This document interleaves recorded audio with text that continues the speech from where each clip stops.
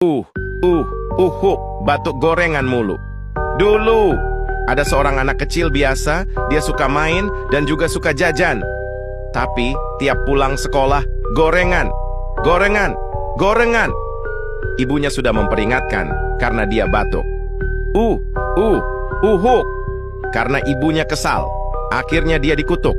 Sekarang dia bukan manusia, dia adalah mendoan hangat berkaki, bertangan cemong, dan masih pakai topi sekolah.